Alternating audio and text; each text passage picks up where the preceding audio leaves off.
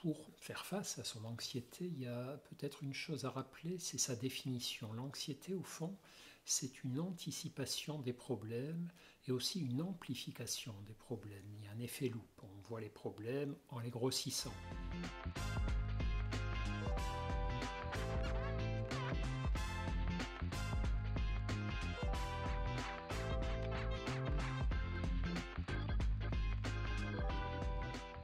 Apprendre régulièrement à se poser dans l'instant, se dire ok, les problèmes, tu verras ça tout à l'heure, là, occupe-toi de ce qui se passe ici et maintenant, c'est-à-dire ressens ta respiration, installe-toi dans ton corps, écoute, regarde, offre-toi 2-3 minutes à vivre au présent et pas toujours à vivre au futur dans ce qui risque de survenir.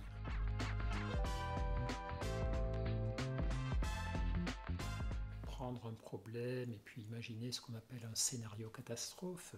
Et si je rate mon bus, alors j'arrive en retard au travail, et si j'arrive en retard, mon patron va me dire ceci, et s'il me dit ceci, peut-être il me fera moins confiance, et du coup je serai placardisé, etc. Donc on connaît tous ce genre d'escalade.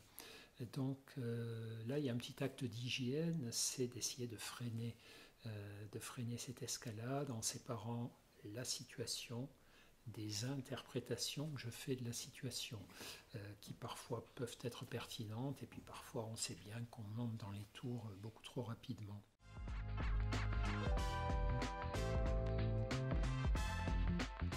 Quand un anxieux ou une anxieuse rentre chez lui le soir, commencer, au lieu de ranger, de préparer la cuisine, de se jeter sur toutes les choses à faire, commencer par s'asseoir, souffler, savourer, se réjouir d'être vivant. Je ne connais aucun être humain qui ait pu se dire un jour, en tout cas moi ça ne m'est jamais arrivé, là ça y est, j'ai tout fait, j'ai fait toutes les courses, tous les bricolages, j'ai répondu à tous les mails, tous les SMS, tous les courriers, j'ai fait tous les papiers, j'ai préparé toutes les vacances, j'ai traité tous les dossiers de mon travail. Donc ça aussi, c'est très important de se dire, tu as le droit d'être heureux même quand tu n'as pas tout réglé. Règle les choses les plus importantes et les autres, on verra ça demain.